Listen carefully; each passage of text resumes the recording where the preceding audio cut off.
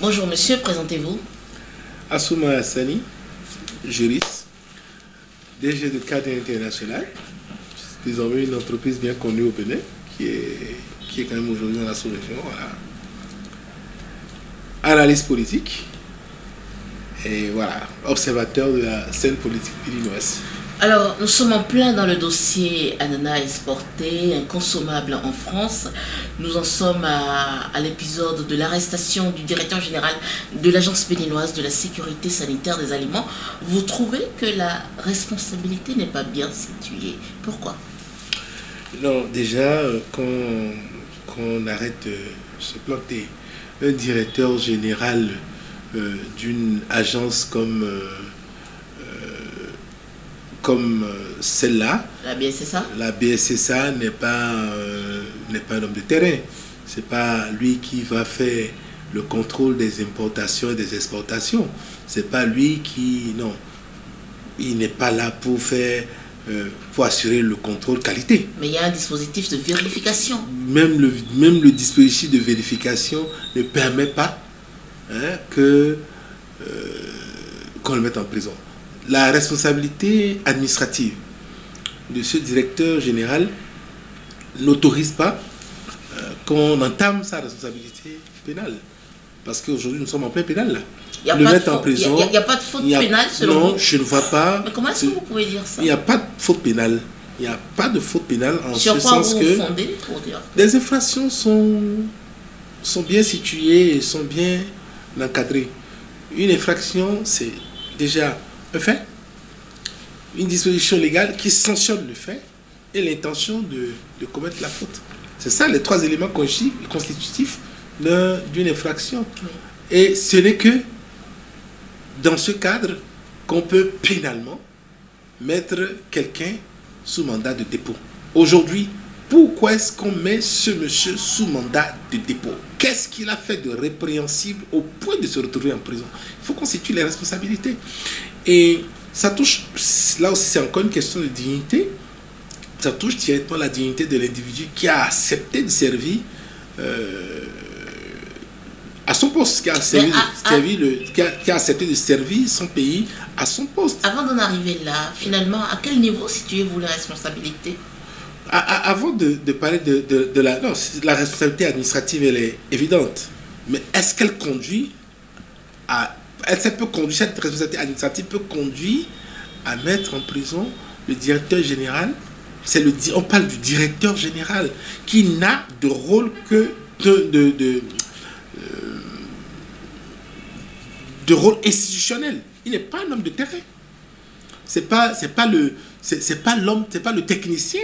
Et même s'il avait même été le technicien, quelles sont les dispositions qui ont été prises au Bénin pour que les exportations plutôt de produits vivriers soient contrôlées? Est-ce que nous avons des laboratoires de contrôle à l'exportation? La question, elle est posée et la réponse sans doute est non. Parce que justement, il aurait fallu que tous les ananas incriminés soient testés au Bénin avant exportation pour que la responsabilité administrative de non-assistance ou de non-contrôle ou de négligence soit complètement établie. Est-ce que ça suffirait toujours pour que la personne aille en prison? La réponse est non. Non, c'est du théâtre. Moi, je pense que nos dirigeants s'amusent beaucoup.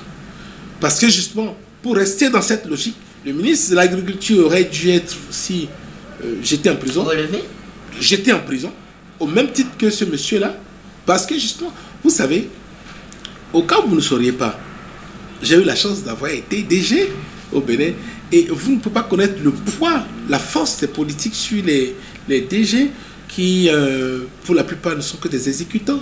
Vous n'avez pas idée, parce que justement, le DG, il n'a que des papiers à signer, il ne fait rien d'autre, il n'est pas sur le terrain. Pourquoi on le met en prison? Il faut arrêter ça. Mais, comme ce pays, comme ce régime a souvent le chic de tuer ses samouraïs, c'est un autre samouraï qui est tombé. Donc, vous pensez qu'il en va de la responsabilité politique d'en être arrivé à cette situation, à des ananas inconsommables aujourd'hui? Exactement.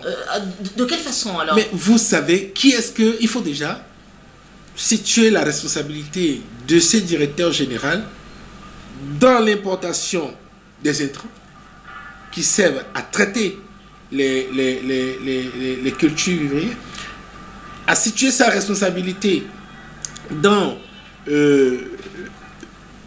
la mise, la mise en consommation du produit. Tout ça là, c'est difficile à établir. C'est difficile à établir parce que nous ne parlons pas de 10 ananas ou de 100 000 ananas, nous parlons de milliards d'ananas, de centaines de millions d'ananas. C'est de ça qu'il est question. Mais pourquoi est-ce que justement, pour des questions de contamination d'ananas, on peut aller jusqu'à écouter même le directeur général de cet office, là, j'ai dit, mais c'est la comédie. Ceux qui ont foutu des intrants agricoles qui sont en train de pourrir aujourd'hui nos terres se connaissent, ils savent s'identifier. C'est à eux qu'il faut s'attaquer. Nous avons connu au Bénin par le passé toute une polémique liée à l'adoption, enfin à l'utilisation de cette substance-là. C'est pour ça que vous faites un lien avec la politique et que du coup vous semblez minimiser la responsabilité du directeur général de l'agence. Non, je ne minimise pas la responsabilité du directeur. Vous recrutez pour ça. Non. Je mets la lumière sur la responsabilité trop grande du politique qui fait aujourd'hui ne pas savoir qui est responsable des déconvenus actuels. C'est pas au ministère. Nous savons comment ça se passe au Bénin et nous savons que c'est le politique qui décide de quel produit entre dans le pays et quel produit entre dans la culture des produits que nous faisons au Bénin.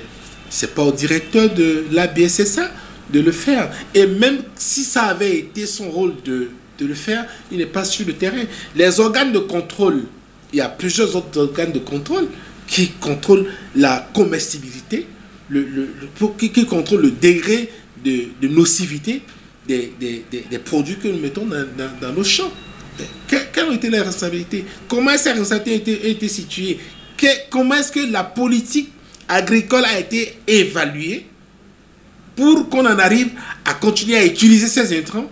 Aujourd'hui, c'est parce que le produit, quelqu'un me l'a dit ce matin, c'est parce que le produit a été refoulé au port de l'Europe que nous cherchons à situer les responsabilités. Donc, tant que c'est en interne, vous savez combien d'ananas le Béninois consomme par an?